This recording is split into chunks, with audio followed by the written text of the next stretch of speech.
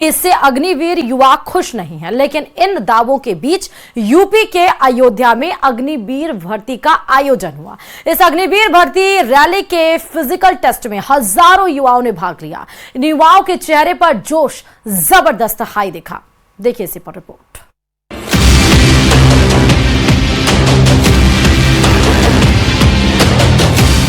अग्निवीर भर्ती रैली में उमड़ी युवाओं की भीड़।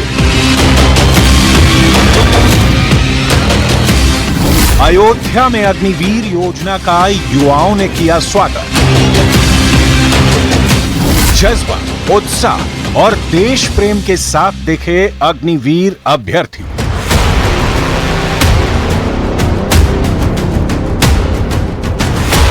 अयोध्या में हुई अग्निवीर रैली में शामिल इन युवाओं के चेहरे पर देश प्रेम दिखा, दिल में सेना में जाने का जज्बा दिखा।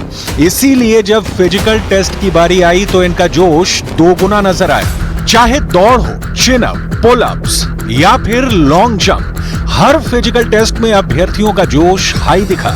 अयोध्या में हुई इस अग्निवीर रैली में यूपी के 13 जिलों के करीब 10,000 अभ्यर्थियों को फिजिकल और पीएफटी टेस्ट के लिए शॉर्टलिस्ट किया गया था।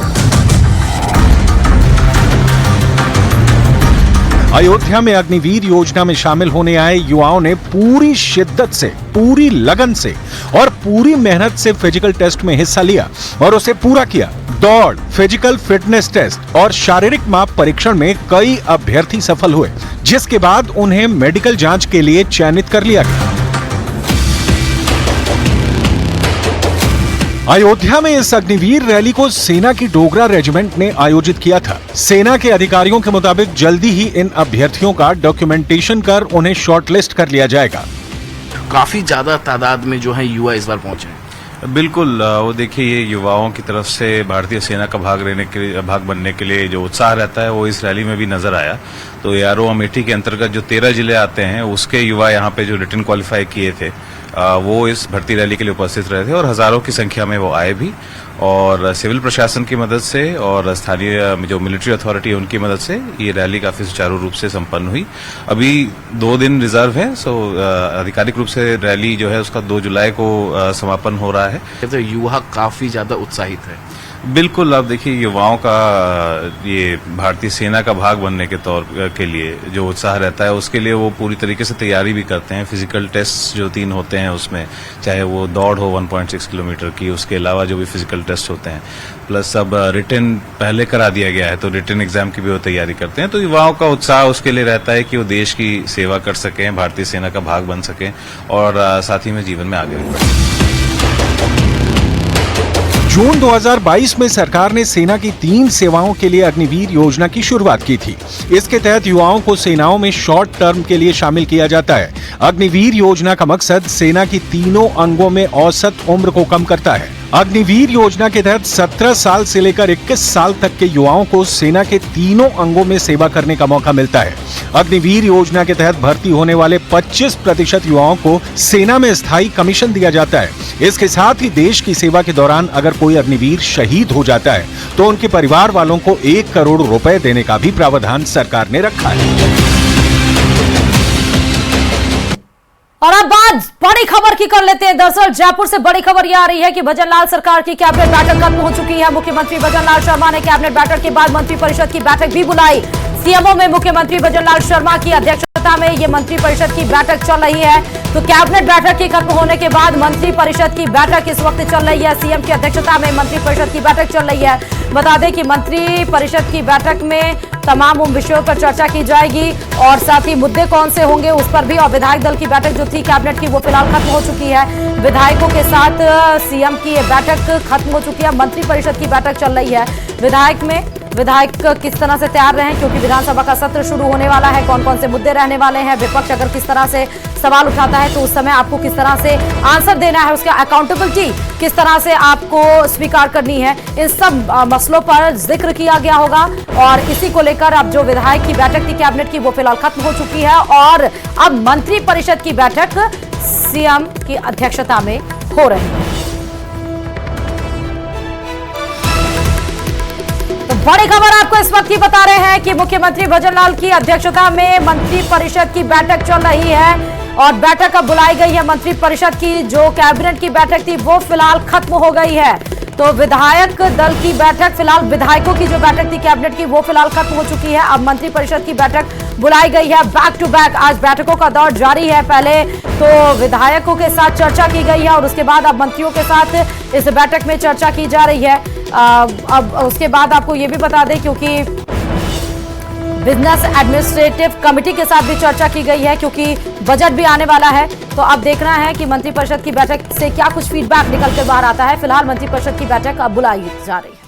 और एक और बड़ी खबर जयपुर से है। दरअसल मोबाइल फोन के लॉक और IMEI नंबर को ट्रैक करने वाली गैंग को पकड़ा गया है।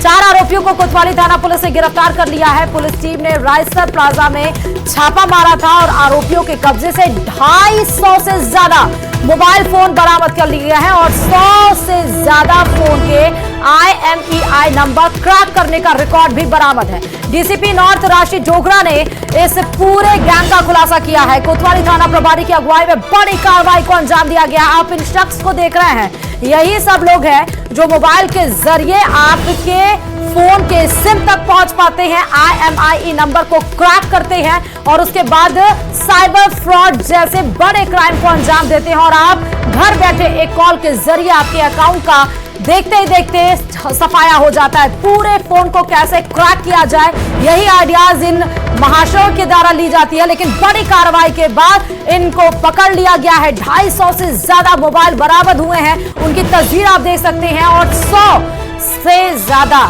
SIM card. और ज्यादा जानकारी के साथ फोन लाइन में विष्णु हमारे संवाददाता जुड़ चुके हैं। बड़ी कार्रवाई को अंजाम दिया गया है विष्णु। देखिए, बड़ी कार्रवाई नॉर्थ जिले की पुलिस ने की है, जिसमें कोतवाली थाना पुलिस ने रायसर प्लाजा में छापा मारा था। और ये शिकायतें लगातार मिल रही थी कि एक कुछ दुकानदार रायसर प्लाजा में ऐसे हैं जो कि मोबाइल फोन का कारोबार है और ये लोग विशेष सॉफ्टवेयर के जरिए IMEI नंबर को मतलब जो है क्रैक करते हैं। उसके बाद में अलग अलग साइबर ठगी के मामलों में ये मोबाइल फोन काम में आते हैं। इसके बाद SHO राजेश शर्मा की टीम ने वहां छापा मारा रायसर प्लाजा में और 4 दुकानदारों को इसमें गिरफ्तार किया है पुलिस ने, जिनके कब्जे से करीब 250 से ज्यादा मोबाइल फोन रिकवर किए हैं, बरामद किए हैं। साथ में 100 मोबाइल फोन ऐसे हैं जिनके IMEI नंबर को क्रैक करके बदल दिया गया था नंबर। तो इसमें बड़ा खुलासा डीसीपी नॉर्थ राशि डोगरा डूडी ने किया है। 4 दुकानदारों से पूछताछ की जा रही है। साथ में वो सॉफ्टवेयर भी बरामद किए जिनको करीब 25-25 हजार रुपए में खरीदा गया था IMEI नंबर को क्रैक करने के लिए।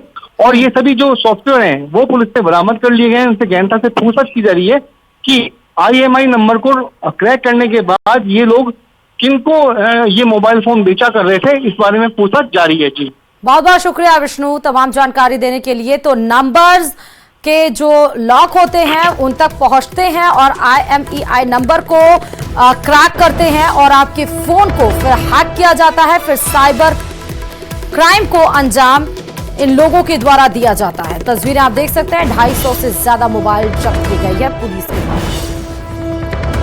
बॉलीवुड अभिनेता सलमान खान को मारने की कोशिश मामले की जांच कर रही नवी मुंबई पुलिस ने इस मामले में लॉरेंस बिश्नोई गैंग के गिरफ्तार 5 आरोपियों के खिलाफ चार्जशीट दायर कर दी है।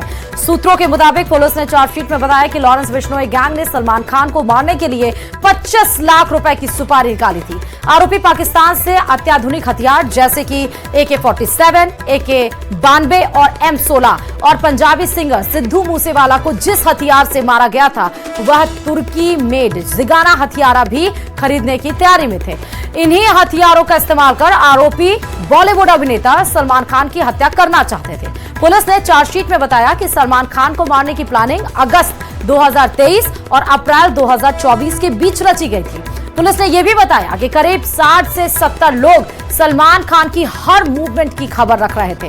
पुलिस को आगे जांच में पता चला कि यह सभी सलमान खान के मुंबई के घर, पनवेल का फार्म हाउस और गोरेगांव के फिल्म सिटी पर सलमान खान की हर मूवमेंट की खबर रख रहे थे।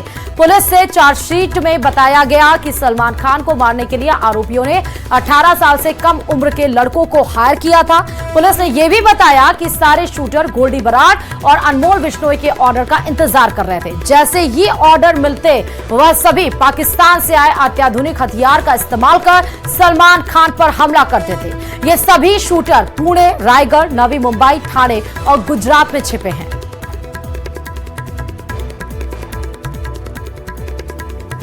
और उधर राज्यसभा में चर्चा के दौरान एक हैरान कर देने वाला वाकया सामने आया, जहां सभापति से कांग्रेस के मल्लिकार्जुन खड़गे भिड़ गए और स्पीकर पर आरोप लगाया कि वर्ण व्यवस्था को बढ़ावा दे रहे हैं और जयराम रमेश को अलग तरीके से देख रहे हैं और उन्हें अलग तरीके से देख रहे हैं।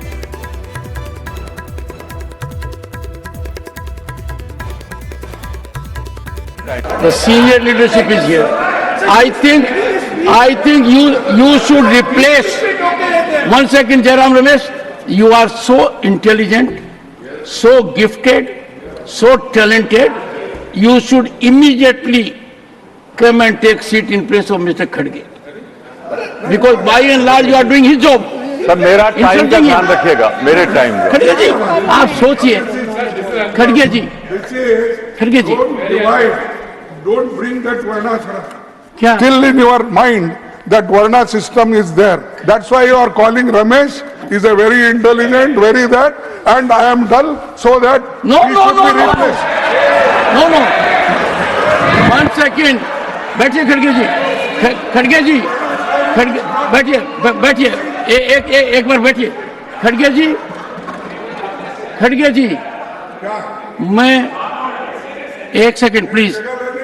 नहीं सुनिए, एक बात सुनिए, खड़गे जी, आप मेरी बात को नहीं समझ पाए। जितना मैं आपका आदर करता हूं, उसका एक अंश भी आप मेरे लिए करेंगे दिल को टटोल कर, तो आपको महसूस होगा। मैंने कहा क्या है? मैंने ये कहा है कि जब सुन तो नहीं रहे आप, जब प्रथम पंक्ति के अंदर आप जैसा व्यक्तित्व है, 56 साल का अनुभव है, उनको भी हर कदम के ऊपर जयराम रमेश टिक्का टिप्पणी करके मदद करना चाहते हैं। अभी देखिए, अभी देखिए, अभी देखिए, अभी देखिए, प्रॉब्लम है, एक प्रॉब्लम है जिसको आपको सोल्व करना है। आपको मैंने बहुत अनुरोध किया है। देखिए, मेरे को बनाने वाले यहाँ बैठे हैं, श्रीमती सोनिया गांधी जी। ना रमेश बना सकता है, ना आप बना सकते हैं, जनता ने मुझे बनाया। खड़गे जी, मैं उस स्तर पर नहीं आना चाहता। मेरी बात को ध्यान से सुनिए, मेरी बात को ध्यान से सुनिए।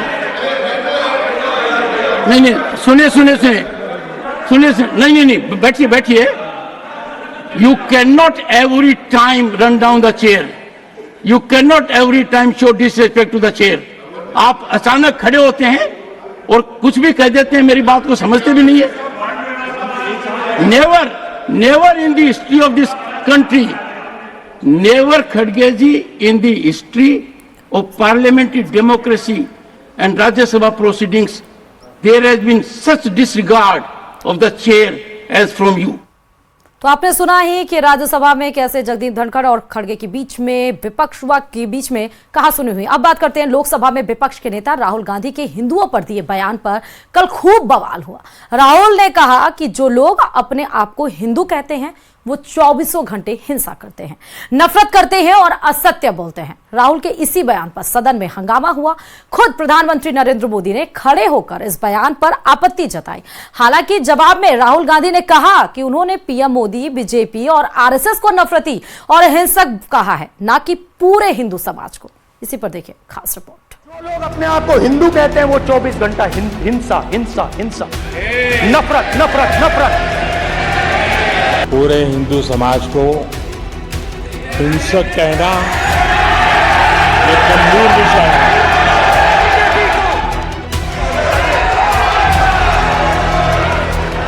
लोकसभा में सोमवार का दिन बेहद गर्म रहा।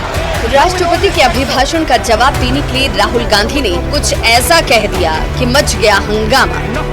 ऐसा बयान जो करोड़ों हिंदुओं की भावनाओं को आहत करने वाला था। राहुल गांधी ने कहा कि जो लोग अपने आप को हिंदू कहते हैं वो 24 घंटे हिंसा, नफरत और असत्य बोलते हैं। राहुल के इसी बयान पर खूब हंगामा हुआ। जो लोग अपने आप को हिंदू कहते हैं वो 24 घंटा हिंसा हिंसा हिंसा, नफरत नफरत नफरत। हिंदू धर्म में साफ लिखा है, सत्य के साथ खड़ा होना चाहिए। सत्य से पीछे नहीं हटना चाहिए, सत्य से नहीं डरना चाहिए। अहिंसा हमारा प्रतीक है। हिंदुओं को लेकर राहुल के इस बयान के बाद खुद प्रधानमंत्री नरेंद्र मोदी ने आपत्ति जाहिर करते हुए कहा कि समूचे हिंदू समाज के लिए ऐसे बयान बेहद गंभीर हैं। जिसके जवाब में राहुल गांधी ने कहा कि उन्होंने पीएम मोदी, बीजेपी और आरएसएस को नफरती और हिंसक कहा है, न कि पूरे हिंदू समाज को। विषय बहुत गंभीर है। पूरे हिंदू समाज को हिंसक कहना ये गंभीर विषय है। बीजेपी को आपको नहीं नहीं नहीं नहीं नहीं नहीं, नरेंद्र मोदी जी पूरा हिंदू समाज नहीं है, बीजेपी पूरा हिंदू समाज नहीं है, आरएसएस पूरा हिंदू समाज नहीं है। लोकसभा में भारी हंगामे के बीच गृह मंत्री अमित शाह भी खड़े हुए और राहुल गांधी से माफी की मांग की। शाह ने कहा कि शोर शराबा करके इतने बड़े वाकये को छिपाया नहीं जा सकता है। उनका वाक्य था, जो अपने आप को हिंदू कहते हैं वो हिंसा की बात करते हैं, हिंसा करते हैं। मान्यवर, इस देश में शायद इनको मालूम नहीं है, करोड़ों लोग अपने आप को गर्व से हिंदू कहते हैं। इससे पहले लोकसभा में राहुल गांधी कभी भगवान शिव की तस्वीर दिखाते तो कभी गुरु नानक की तस्वीर दिखाते तो कभी जीसस क्राइस्ट की तस्वीर दिखाते और तंज बीजेपी वालों पर कसते।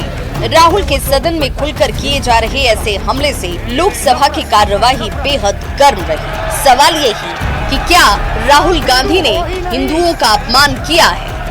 Bureau report, news 18। हिंसा हिंसा हिंसा, नफरत नफरत।